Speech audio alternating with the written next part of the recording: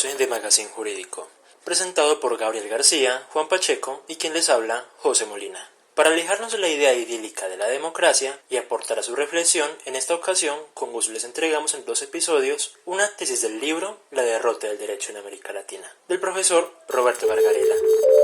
Roberto Gargarella es sociólogo, abogado, jurista, escritor y académico de nacionalidad argentina. Se ha especializado en temas de derechos humanos, derecho constitucional, teoría de la democracia y filosofía política.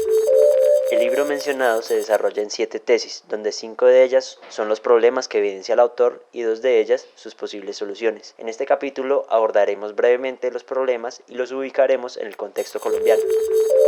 Sobre el deterioro de la representación política, una crisis irreversible. Gargarella inicia diciendo: el sistema constitucional que predomina en América nació con el noble, aunque controvertido objetivo de garantizar la inclusión y la paz social. Sin embargo, continúa mostrándonos las razones de su propio derrumbe. Cruzando por una sociología política gravemente imperfecta y que en este último siglo se ha visto corta en su alcance, en tanto antes se trataba de dar poder a los 2 grupos predominantes de la sociedad, o por lo menos a los únicos a quienes consideraban: las mayorías y las minorías. Hoy en día resulta reduccionista hablar solo de estos 2, en tanto una persona en sí puede pertenecer a distintos grupos y no necesariamente sentirse representada por uno de ellos solamente. Darle poder institucional a estos grupos para que se controlen mutuamente, como en el sistema de pesos y contrapesos, resulta imposible y a la vez poco democrático, ya que se pierden derechos en ciertos casos por decisión y poder desmedido de las élites, que son a quienes al final se entienden como minorías, o como Madison los llamaba, los ricos y bien nacidos, y de los que degrada en los llamados populistas, que hablan y actúan en nombre del pueblo al que en hechos solo consulta discrecionalmente.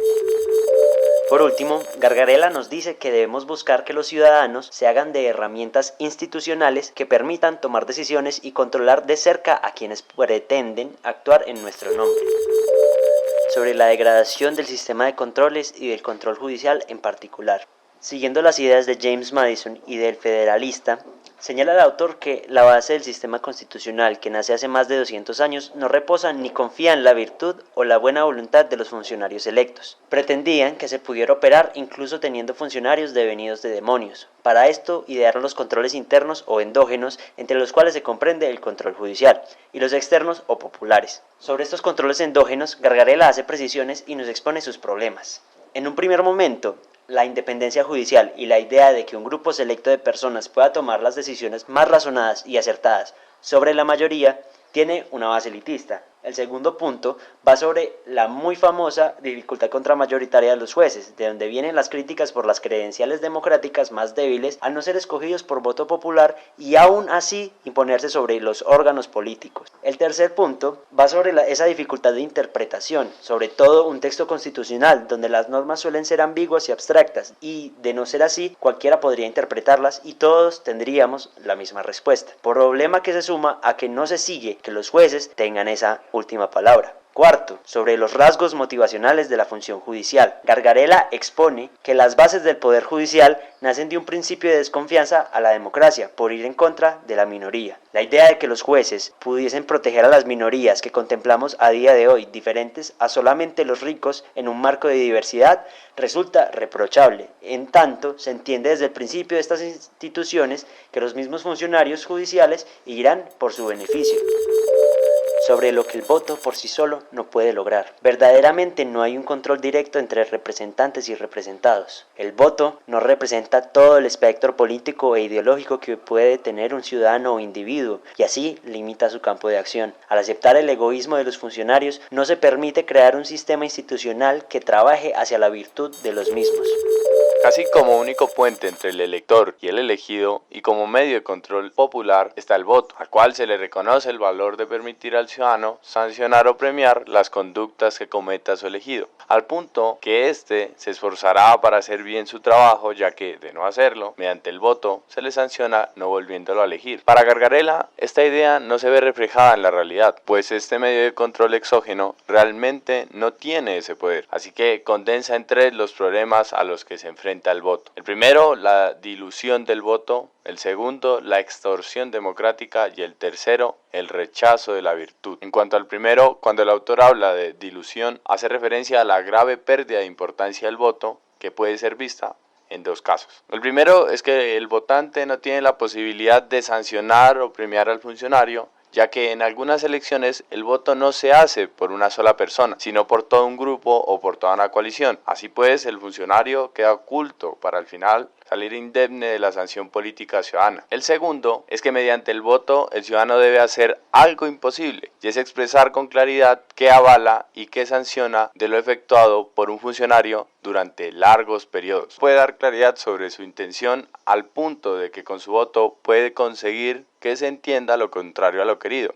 es decir, que avala lo que repudia. Por otro lado, la extorsión democrática a la que nos conduce la soledad del voto y su mal entendimiento se generan en que en cada votación solo contamos con un voto y este debe reflejar varias opiniones políticas. El ciudadano pierde la posibilidad de matizar su voto. No puede decir, por ejemplo, me gusta su política progresista, pero repudio los actos de corrupción que ha cometido. Esto conduce también a que se aproveche esa deficiencia del voto en contra de los mismos electores. Se cree que porque el político o funcionario fue elegido por voto popular ya no puede ser cuestionado. En práctica, con esta idea se ata a la ciudadanía insufriblemente a su elección. Y por último, cuando Gargarella resalta el problema del rechazo a la virtud, hace referencia a que nuestro sistema de controles, como ya se dijo, está sentado en una ideología que tiene al egoísmo como eje central. Se creyó que ningún poder dejaría que otro se extralimitara, en tanto no aceptaría verse disminuido en el suyo. Con lo cual se dejó de lado la posibilidad de construir una virtud cívica que pudo haberse traducido en mejores gobiernos y menos necesidad de controles, y además, aunado este problema con la falta de controles externos, los funcionarios, por esa misma lógica de egos, prefirieron realizar alianzas entre sí para mantenerse en el poder a despecho de los intereses populares. Se provocó la consolidación de élites en el poder, dejando que el sistema político se convirtiera en lucha de esos poderes por sus propios intereses y la ciudadanía solo importara de manera formal, solo para dirimir sus propios conflictos de poder.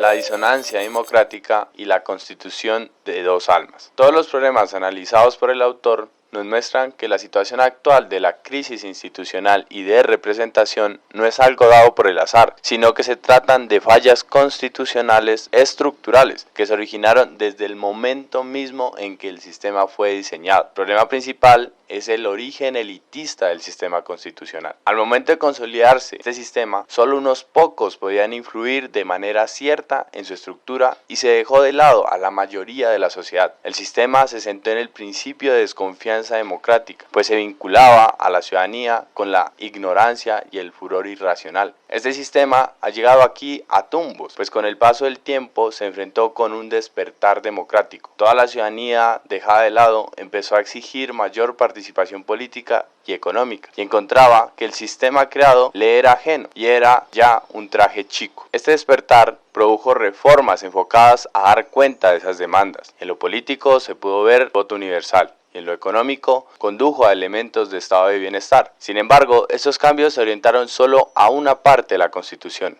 a la parte dogmática, la cual generó una ruptura interna, una constitución de dos almas. Pues mientras la parte dogmática se convirtió en democrática y de carácter social, la otra, la que organiza el poder, quedó como antes, elitista y vertical. Este hecho nos ha traído a lo que hoy vivimos, una constitución llena de derechos, pero que su cumplimiento queda casi exclusivamente en la voluntad del poder político de turno, e incluso ha provocado que los derechos se entiendan como concesiones de este, y en cosas que le sirven al poder para sobornarnos, para expandir su poder. Quinta tesis, sobre la autonomización de las élites de gobierno en contextos de erosión democrática. La comunicación entre los ciudadanos y sus representantes se ha reducido al voto periódico y su unicidad en la que se nos quitan los matices. Los controles endógenos han sido permeados por los que son los preferidos para las élites, ya que con la ayuda de estos pueden acrecentar su poder en desmedro de los intereses de la sociedad, al favorecerse a sí mismo o a terceros, mientras que los controles exógenos carecen de las herramientas necesarias para su adecuado funcionamiento, por lo que todo sigue igual. La clase dirigente solo se sirve a sí misma, con lo que ha conseguido que las herramientas creadas para controlarlos y sancionarlos no surten efectos por completo. Otro de los problemas que ha permitido esta erosión democrática es el fenómeno del hiperpresidencialismo, un problema de vieja data de nuestra región, y bajo el cual todo el poder recae prácticamente en una persona. Es como si de la noche a la mañana hubiéramos vuelto al pasado, en el que todo el poder reside en los monarcas. Pero la pregunta que surge actualmente es ¿qué ha pasado con los pesos y contrapesos? Y la respuesta es han sido permeados. Contexto, parte 1 del podcast. En Colombia podemos encontrar un contexto sociocultural sumamente enriquecido, lo que haría aún más significativo el cambio de paradigma. Pero, ¿cómo podemos hablar de representación política en Colombia si desde la Constituyente del 91, y ni hablar de las anteriores, no tuvimos gran diversidad en nuestros representantes, reduciéndose, como en el caso de la 91, a solo 4 mujeres, un indígena y un representante de negritudes, que no culminó su periodo?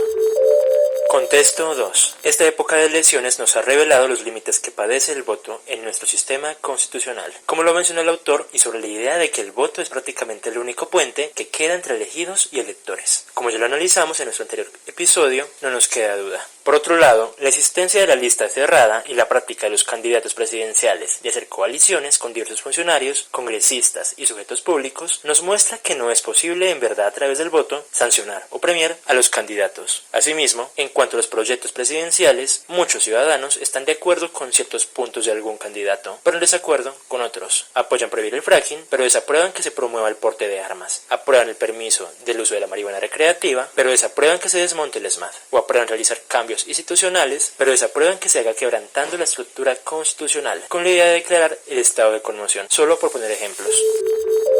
Y en cuanto a la consolidación de una élite radical, tenemos demasiados ejemplos. El más reciente y doloroso es que no se logró casi nada con el gran paro de 2021, donde millones de ciudadanos marcharon alrededor del país. Al final, todos se vieron obligados a seguir las reglas de juego que se impusieran por parte de los mismos funcionarios criticados, que a la postre lo que lograron esas reglas fue desincentivar la crítica, obstaculizar las reformas y permitir que los funcionarios criticados quedaran inmunes.